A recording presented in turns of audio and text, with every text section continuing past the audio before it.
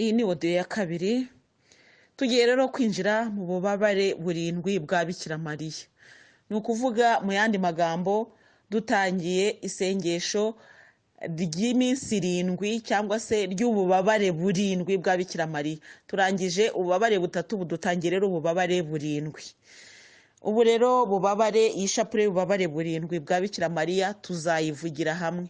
Ndagira ngo nsubize ikibazo. Hari umuvandimwe wambajije wese ngo hari ubundi buryo tuzasenga, ngo tuzakurikira audio gusa. Yego, niko namushubije kandi nawe niko nkubwiye. Yego, tugiye gukurikira audio, tugiye dufata umwanya dukurikire audio, ariko bitabujije ko nawe waza gushaka akanya kawe bwite ugasenga mu buryo bwawe bwihariye bitewe n'icyifuzo cyawe. Kandi ushobora kuba ufite icyifuzo wenda ukumva nta kikomojeho, ariko bitakubuza ko nawe ubwawe wakijyana. Hari umuvandimwe ushobora kuba ashaka kujya muri izi audio kandi ashaka ko dufatanya isengesho. Igihe uzabishobora, igihe uzabimubwirira, azinjiremo nta kibazo. Bityo ndagira ngo haveho bya bibazo by'abantu bavuga ngo none se ngo ko nabimenye bigeze hagati ngo ubwo ngiye hari ikibazo. Aho ugereyemo n'ukuri urisanga. Reka rero dutangire isengesho. Mana yanjye, ngutuye ishapure kubera ikuzo ryawe ritagatifu, ngo nubahe umubyeyi wawe mutagatifu mu kuzirikana no gusangira nawe ububabare bwe.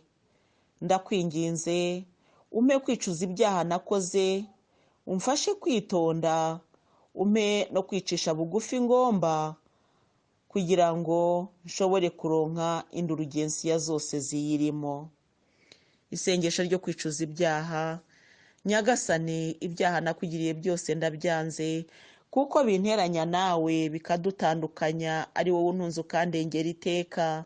Kandi ndabyangira yuko byicishije Yezu Kristo umwana wawe ukunda.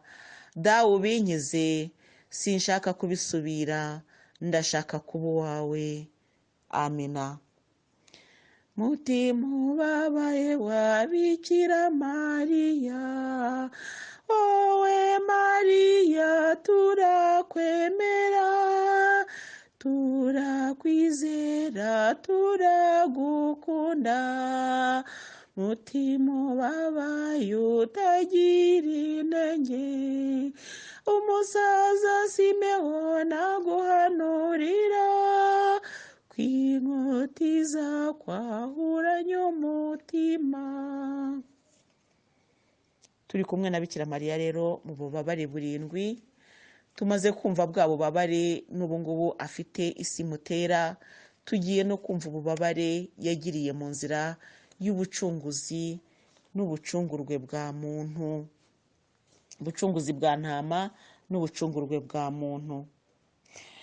Ubu bubabare ni bwa bundi burindwi busanzwe tuzirikana mu ishapure y'ububabare.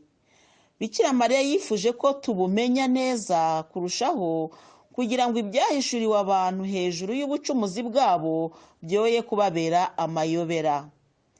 Si ibanga kuko iyo nzira yabereye ku mugaragaro. Gusa abenshi bayijyamo ku mubiri ariko ntibayijyemo kuri roho, kandi roho ariyo ikwiye cyane cyane kubona ako gakiza. Umva ubwo bubabare uko twabusobanuriwe. Ububabare bwa mbere, umusaza Simewoni ahanurira Bikira Mariya ko inkota izamwahuranya umutima. Tuzirikane amwe mu magambo y'ubwo buhanuzi nk'uko yanditswe na Luka na Mutagatifu Luka mu ivanjiri ya Luka nyine, umutwe wa 2 umurongo wa 21 kugera ku wa 20 no ku wa 35. Reka tuhashake maze tuhasome. Luka umutwe wa 2, kuko ubundi nakabaye nkubwira ngo Luka umutwe wa 2 nawe ukahashaka ukahasoma, ariko akenshi kubera ko abenshi muba mudafite Bibiliya cyangwa se wenda wanayisoma igihe cyarenze wenda ntubisobanukirwe neza, reka mpagusomere. Ntabwo tuhasobanura nk'uko wenda twagasobanuye ivanjiri yose. Ndagerageza kugufasha kumva uko ubwo bubabare busobanutse hano muri Bibiliya, hanyuma nawe ujye ufata akanya uzirikane. Erega gusenga no guhozaho, ntabwo ari ukuvuga ngo nasenze birarangiye, ahubwo ni ukujya ufata akanya nawe ukazirikana ku byiza Imana ikomeje kutugaburira. Yezu aturwa Imana mu ngoro.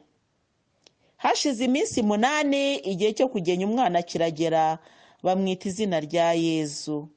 Marayika yari yaramwise atarasamwa.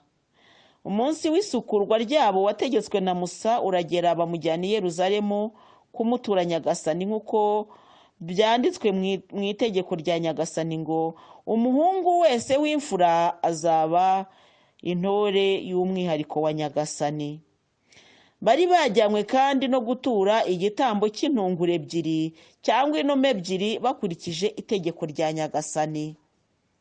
Icyo gihe i Yeruzalemu hari umuntu witwaga Simewoni, yari intungane kandi yubaha Imana. Yari ategereje ihumure rya Isiraheli, kandi Roho Mutagatifu yari amurimo. Byongeye, Roho Mutagatifu yari yaramuhishuriye ko atazapfa atabonye Kristo wa Nyagasani. Nuko Simewoni aza mu ngoro abibwirijwe na Roho Mutagatifu. Igihe ababyeyi b'umwana Yezu bamusanze ngo bamurangirizeho ibyategetswe, nawe amwakira mu biganza bye ashimira Imana avuga ati: Nyagasani, noneho sezerera umugaragu wawe mu mahoro nk'uko wabivuze, kuko amaso yanjye yabonye agakiza kawe wageneye imiryango yose. Niwe rumuri ruboneshereza abanyamahanga, akaba n'ikuzo ry'umuryango wawe Isiraheli. Se na nyina batangazwa n'ibyo bamuvugaho. Nuko Simewoni arabashimira, maze abwira Mariya nyina wa Yezu ati: dore uyu nguyu yashyiriweho kubera benshi muri Isiraheli impamvu yo korama cyangwa gukira, azaba n'ikimenyetso bazagiraho impaka. Nawe kandi inkota izakwahuranya umutima, bityo ibitekerezo biri mu mitima ya benshi bigaragare. Ijambo ry'Imana, dushimiye Imana. Aha rero niho ububabare bwa mbere bwa Bikira Mariya bwatangiriye. Yarabyaye, agiye gutura umwana nk'uko n'abandi baturaga, ariko wa mwana kubera ko ari umwana udasanzwe yavuzweho n'amagambo adasanzwe, ariko ya magambo yavuzwe ntabwo ari amagambo yo kuvuga ngo dore uyu nguyu rero ngo aje kukubakira ama etaje, ngo aje no kukugura imodoka ngo uzagenda mu modoka y'igiciro gihambaye nk'uko twebwe twifuza ko babivuga ku bana bacu. Ahubwo yaravuze ati inkota izakwahuranya umutima.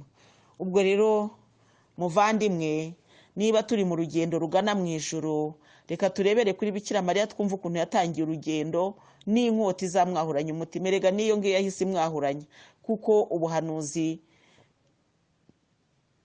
bugoye kwakira bijya butubera impamvu yo kugwa. Njya mbona abantu benshi, nanjye Imana igiye intuma ku bantu, ariko akenshi na kenshi ari ubuhanuzi umuntu atinya no gutanga bitewe n'uko buremereye. Simewoni rero nawe gutanga ubuhanuzi ntibyamworoheye, ariko yagombaga kubutanga. Hari igihe rero Imana ijya idutuma ikakubwira ngo genda umubwire ibi n'ibi, wamugeraho rwose ukumva biguteye ubwoba kubivuga. Bijya bibaho pe. Ni ukuvuga iki rero? Ni ukuvuga ko Imana yo mu ijuru ni ukuri izakomeza kugenda itugirira neza mu buhanuzi tugenda twakira. Gusa kwakira ubuhanuzi abenshi ntabwo bibaryohera, kandi abenshi ntabwo biba bibabereye byiza bitewe n'icyo ubwo buhanuzi buvuga. Niwe rumuri ruboneshereza abanyamahanga, akaba n'ikuzo ry'umuryango wa Isiraheli. Dore uyu nguyu yashyiriweho kubera benshi muri Isiraheli impamvu yo korama cyangwa se kugwa no gukira. Azaba ikimenyetso bazagiriraho impaka. Nawe kandi inkota izakwahuranya umutima, bityo ibitekerezo biri mu mitima ya benshi bigaragare. Ni ukuvuga ngo Bikira Mariya igihe azahuranywa umutima wa Bikira Mariya uzasandaramo ibitekerezo biri mu mitima ya benshi. Ni ukuvuga ngo wa mutima wa Bikira Mariya wari uhagarariye imitima myinshi cyane, ifite ibitekerezo byinshi. Iyo nkota uko izamwahuranya niko ibitekerezo biri mu mitima ya benshi bizagaragara. Mu yandi magambo, Bikira Mariya mugereranye navuga ngo n'ikirahure kirimo ibintu byinshi, birimo ibitekerezo biri mu mitima ya benshi. Bivuga ngo Bikira Mariya mugereranye n'ikirahure cyangwa n'icupa ririmo imitima ya benshi. Uko iryo cupa rizameneka niko ibitekerezo biri mu mitima ya benshi bizagaragara. Mu yandi magambo rero, akaba ariho twebwe duhera tuvuga ko Bikira Mariya ari ingoro ya Roho Mutagatifu, kandi Bikira Mariya afite umubumbe w'isi mu kiganza. Henshi na henshi muzajya mubona amashusho ya Bikira Mariya afite umubumbe w'isi mu kiganza. Ni iri jambo, ibitekerezo biri mu mitima ya benshi. Iyo abantu nyine birumvikana, ntabwo ari mu mitima y'inyamaswa. Ntabwo bavuga ngo ibitekerezo biri mu mitima ya byinshi byaba ari ibintu, abantu n'inyamaswa. Oya, benshi ni abantu rero. Ibitekerezo biri mu mitima benshi bigaragara. Ni ukuvuga ngo hari ibitekerezo bitari kugaragara iyo inkota itahuranye umutima wa Bikira Mariya. Ni ukuvuga ngo mu yandi magambo, uko inkota yahuranye umutima wa Bikira Mariya niko ibitekerezo biri mu mitima ya benshi bizagaragara. Icyo ni ikintu gikomeye cyane. Iki ni ikintu gikomeye cyane kitwereka ko Bikira Mariya abumbye imitima ya benshi. Haleluya. Abantu baramukerensa, Bikira Mariya abantu bakamupinga, ariko ibitekerezo, uko inkota izamwahuranya niko ibitekerezo biri mu mitima ya benshi bizagaragara. Ububabare bwe mu yandi magambo buzagaragaza ibiri mu mitima y'abantu. None se muvandimwe, wowe inkota ikwahuranya umutima nuko ibitekerezo biri mu mitima ya benshi bikagaragara? Oya, niba binakubaho ntabwo wowe wabihanuriwe ngo binandikwe. Uwo byanditswe niwe dusoma, ni Bikira Mariya rero. Kubw'ibyo rero abantu bagenda bamukerensa bamupinga, ngewe sindi kumwe nabo. Nushaka gupinga Bikira Mariya uzapinga n'ibyanditswe bitagatifu, kuko birabisobanura. Hari amagambo abantu badaha agaciro ariko agafite. Inkota, ngo nawe inkota izakwahuranya umutima, bityo ibitekerezo biri mu mitima ya benshi bigaragare. Iri jambo ryitwa ngo bityo naryo reka turivugeho. Bityo ni ukuvuga mu yandi magambo kugira ngo, kubera iyo mpamvu ibitekerezo biri mu mitima ya benshi bizagaragara. Ni ukuvuga ngo Bikira Mariya inkota izamwahuranya umutima kugira ngo ibitekerezo biri mu mitima ya benshi bigaragare. Ni ibintu bikomeye cyane. Ni ukuvuga ngo inkota itamwahuranyije umutima, ibyo bitekerezo ntibizagaragara. Reka rero twumve uko Bikira Mariya yabyakiriye. Aratubwira ati, nabyakiranye agahinda kuba umwana wanjye agiye kuba ikimenyetso bazagiriraho impaka. Ubwo njye nibwiye ko azaba ikirangirire, ariko yongeye ko inkota izanyahuranya umutima, numva ko bikomeye. Numva ko bitakiri ibyishimo, ahubwo bibaye noneho agahinda. Ni Bikira Mariya uri kutubwira. Ahangaha nongere nkwibutse navuga ngo nawe umwihariko w'umuhanuzi cyangwa w'ubuhanuzi. Ahangaha ni hahandi Kiliziya ikubwira ngo niba bifashe ukwemera kwawe ubyemere, niba bidafashe ukwemera kwawe ubyihorere, kuko ntabwo ari itegeko ry'uko ubyumva. Gusa ngewe Bikira Mariya yabimpaye, yabinshishijeho abibwira mwebwe kugira ngo bizakize benshi, musobanukirwe byinshi mu bubabare bwa Bikira Mariya, bityo ibitekerezo biri mu mitima yanyu nabyo bibashe kugaragara. Twongere twibukiranye ko ibitekerezo byagaragaye si ibibi gusa, hari harimo n'ibyiza. Ntabwo no kuvuga ngo, ntabwo hano havugaga ngo bityo ibitekerezo bibi biri mu mitima ya benshi bigaragare. Oya, ibitekerezo biri mu mitima ya benshi ni ukuvuga ngo harimo abatekereza neza, harimo n'abatekereza nabi. Haleluya. Ibi rero Nyagasani abimpa kugira ngo nawe mbikubwire muvandimwe, bityo ibitekerezo biri mu mutima wawe bigaragare. Mu mutima wawe hashobora kuba harimo ibyiza cyangwa se hashobora kuba harimo ibibi, ariko ibirimo nibigaragare. niba harimo ibibi bivurwe, niba harimo ibyiza bisingiza Imana. Haleluya. Muvandimwe, n'iki iri sengesho ribereyeho. Ibyamubabaje icyo gihe, Bikira Mariya arakubwira ngo nahise numva uruhu runyorosotseho, kuko Bikira Mariya ari umuntu. Hano ubu buhanuzi yabwakiriye ari umuntu. Yego umuntu wirinze, yego umuntu wambaye Roho Mutagatifu, ariko ari umuntu. Erega natwe aho tugenda muvandimwe turi abantu, dufite Roho Mutagatifu ariko turacyari abantu. Ntitubura kugira ubwoba, ugera ahatera ubwoba ukabugira, ugera igihe cy'inzara ugasonza, kandi ufite Roho Mutagatifu. Ni ukuvuga iki rero? Uyu mubiri twambaye, iki cyondo tubumbwemo ubwacyo cyambaye intege nkeya. Bikira Mariya rero ahangaha nawe ntiwirengagize ko nawe icyo gihe yari acyambaye umubiri, yari acyambaye iki cyondo tubumbwemo, yari umuntu rero. Ni ukuvuga rero ngo nk'umubyeyi ugerageza ubyumve, kuba ufite umwana ukimara kubyara, umuntu yaza kugusura mu bitaro cyangwa se muhuye akakubwira ati uyu mwana atagiye kuba ikimenyetso benshi bazagiraho impaka, ukavuga uti kuva bazamugiraho impaka nuko azaba ikirangire, nuko azamenyekana. Ubwo Bikira Mariya cyangwa se wowe ugatangira kuvuga uyu mwana wanjye nyamara azaba ikirangire, azakomera.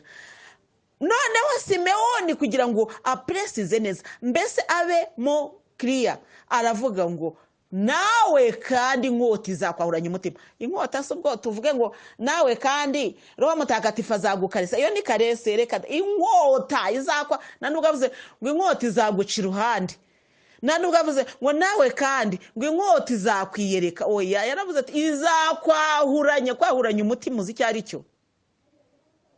Kwahuranya ni ukuvuga ngo ni ukuva hasi ukagera hejuru, ni ukuva hejuru ukagera hasi nako, cyangwa se ukava ku ruhande rumwe ukajya ku rundi. Ni ukuvuga ngo ni ugucumita kandi ugahinguranya, nicyo bishatse kuvuga. Kwahuranya ni ukuvuga ngo ni ugucamo kabiri, ni ugucamo hagati. Kwahuranya ni ukuvuga ngo uri kuvuga ngo nagendaga ngo nahuranya ahangaha ngera hariya, ni ukuvuga ngo waciye aho ngaho ujya hariya. Hari aho wavuye, hari naho wagiye, ariko waciyemo hagati aho ngaho wanyuze. Nicyo bita kwahuranya. Iyo bavuga bati ahuranye iyi nzira ugere hariya, ni ukuvuga ngo va hano uce muri iyi nzira ugere hariya. Kwahuranya rero ni ukunyura, ni ukusaturamo kabiri, ni ukuvana hasi ugahita ugeza hepfo. Niyo mpamvu muzabona amashusho ya Bikira Mariya umutima we wababaye cyane, inkota imwahuranya. Ni ukuvuga iva hejuru ukagera hepfo, donc iva mu ruhande rumwe igahinguka mu rundi ruhande. Ni ukuvuga ngo iba yahuranyije umutima. Simeoni aravuga ngo nawe kandi inkota ntabwo ari wenda amafaranga se. We twebwe iyo dushaka ubuhanuzi turavuga iyo unaniwe uri kuvuga nibamanurire ko amafaranga agiye kuboneka. Ntabwo Simeoni yaje ngo amubwire ngo ngo nawe kandi ngo etaje igiye kubakwa igende, ngo nawe kandi ngo imodoka iraje ngo igere kada. Inkota izakwahuranya umutima. Ni ijambo rikomeye cyane udashobora kwakira udafite Roho Mutagatifu. Twebwe rero iyo duhanuriwe amagambo nkayo, icyo dukurikiza urakizi, kwanga umuhanuzi. Ugatangira no kuvuga ukuntu yavangiwe. Buriya nta Mana afite, arabeshya. Umuntu uhanura ngo inkota izakwahuranya umutima, Imana sivuga kuriya. Bikira Mariya ntiyigeze arakarira Simeoni, kuko Simeoni yari yoherejwe n'Imana. Bikira Mariya, wongere wibuke ko Simeoni yajyanywe na Roho Mutagatifu mu ngoro. Wongere wibuke ko Bikira Mariya yari atwise umwana wa Roho Mutagatifu. Ubwo ni ukuvuga ngo Bikira Mariya yumviye muri Roho Mutagatifu amagambo Roho Mutagatifu avugishije Simeoni. Haleluya. Nubwo Bikira Mariya yari yuzuye Roho Mutagatifu, ntabwo Roho Mutagatifu yaje ngo amusanga bimwibwirire, yabinyujije mu muhanuzi Simeoni. Biki kintu cyitwa ubuhanuzi muvandimwe ucyubahe cyane. Haleluya. Kandi kuba Imana yanuma kuguhanura ntabwo ari ukudafite Roho Mutagatifu. Ahubwo waruzi n'ikindi, udafite Roho Mutagatifu ntabwo Roho w'Imana yakuntumaho. Kuko yavuga ati nuvuga nturi bwumvikane, unamera nk'icyuma kibomborana.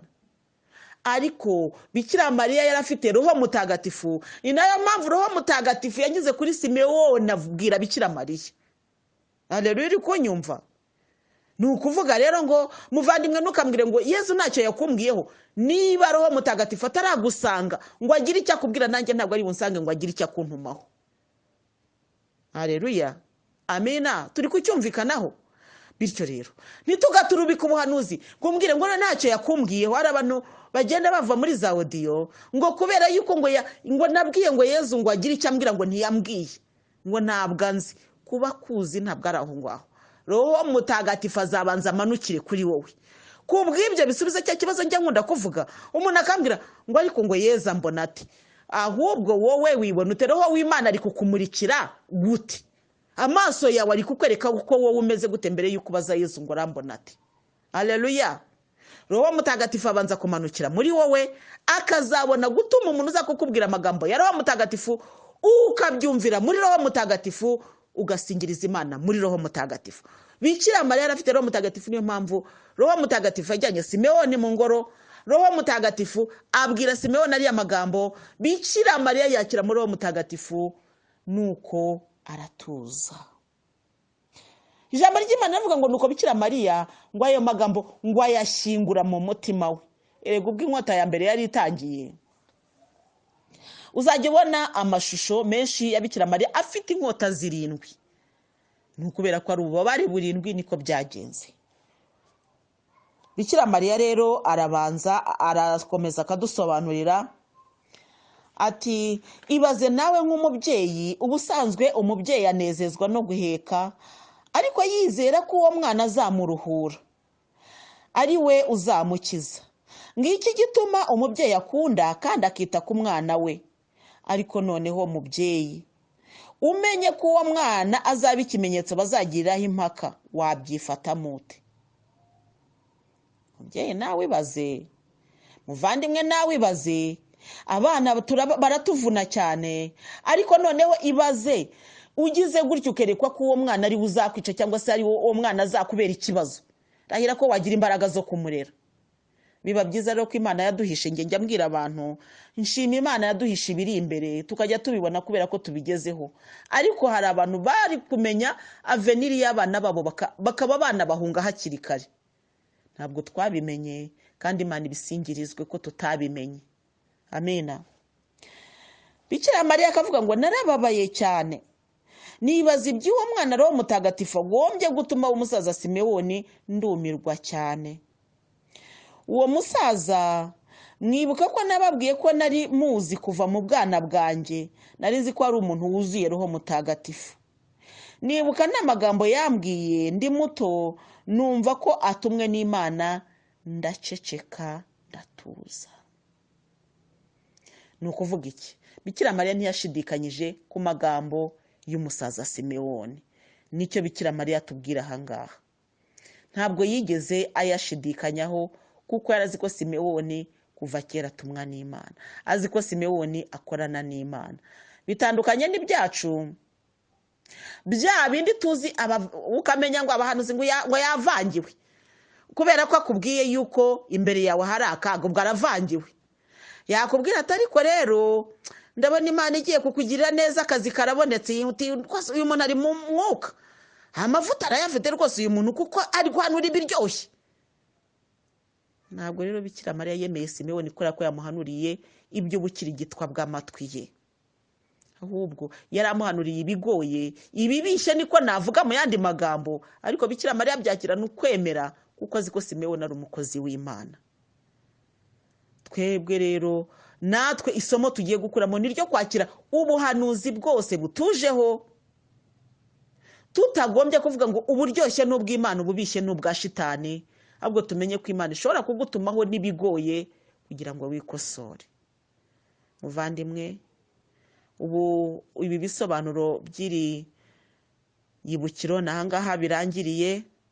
None rero nge nawe tugiye kuvuga ndakuramutsa Mariya 7, hanyuma tubone gukora isengesho ryo kubohora, ryo gusengera abantu bose bafite impano y'ubuhanuzi n'abantu bose bapinga ubuhanuzi. Ubu mbese iri ibukiro ry'uyu munsi riratwinjiza cyane mu buhanuzi, abahanuzi, uburyo bwo guhanura, aho bahanurira.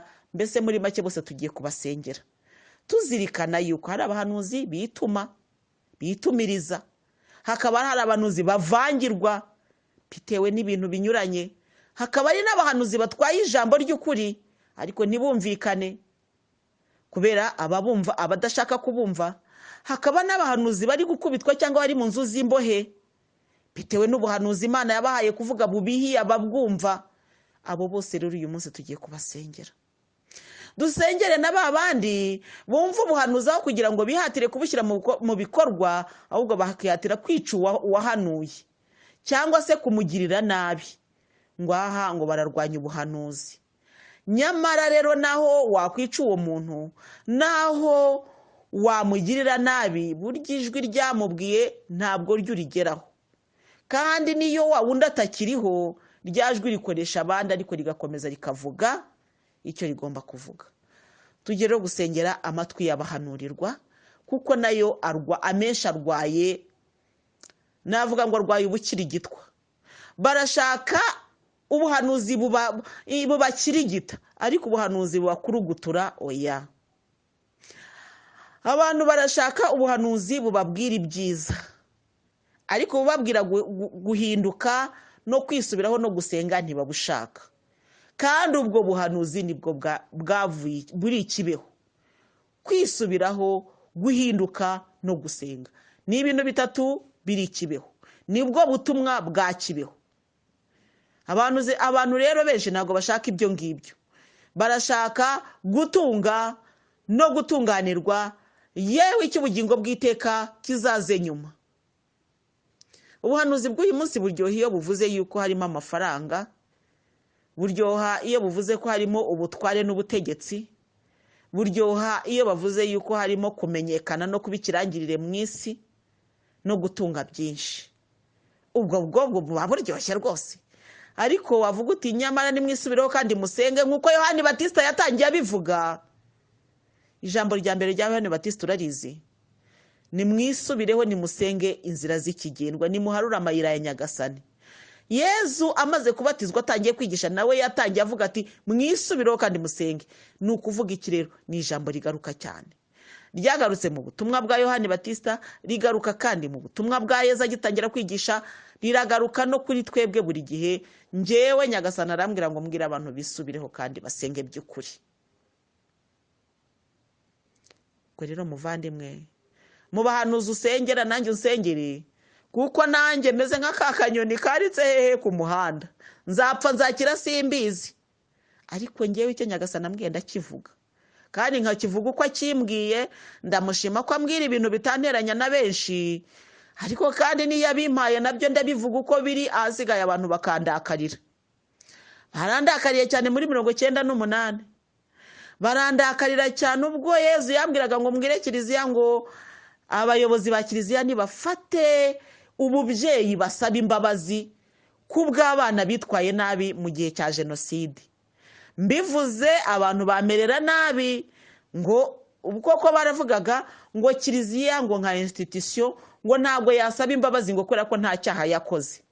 Ariko njyewe Yezu akambwira ngo nk'umubyeyi nasabira abana b'imbabazi kuko hari ibyo bakoze kandi barahemutse. Ni ukuvuga ngo abana badukiriye bagenzi babo barabica.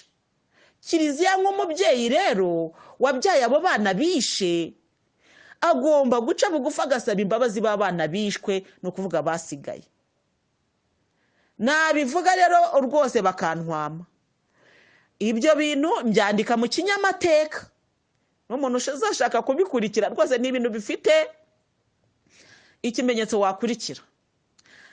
Ndabyandika, ariko biza kubeshyuzwa n'abandi bantu bakomeye kandi ba Kiliziya.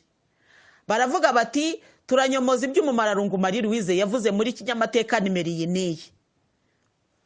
Ariko ndashima Yezu Kristo cyane, aleluya. Mva reka nkubwire, ijwi ry'Imana naho ryavugira mu muturage rizaba ari iry'Imana. Aleluya, amina. Musenyeri yanditse ambeshyuza, aravuga ati turanyomoza iby'umumararungu Marie Louise yavuze. Aleluya. Ushobora kwibaza ngo hanyuma hakurikiyeho iki? Hakurikiyeho, umva icyakurikiyeho ko byagenze. Hakurikiyeho ko nyuma y'igihe Yezu yagaragaje ko ibyo Musenyeri yavuze bitari byo, ndetse hakurikiraho ko Kiliziya uyu munsi tuvugana yakoze icyo kintu nyine, yasabye imbabazi. Amina, aleluya. Ariko ko nkunda Yezu Kristo ko yarambwira ati ntugire n'umwe utinya, ati kandi ndi kumwe nawe. arabimbwira ati babwire basaba imbabazi.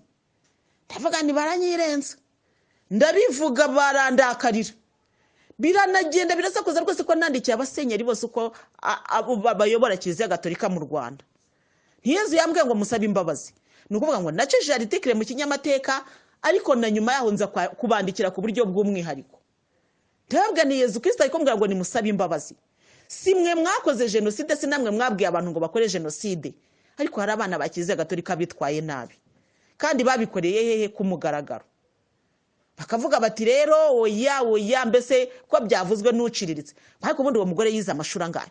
Ubundi yize hehe? Tujya mu mashuri. Haleluya, amen. Nyembera muvandimwe ngubwire ngo icyo Roho Mutagatifu yaragaragaje, amashuri aricara.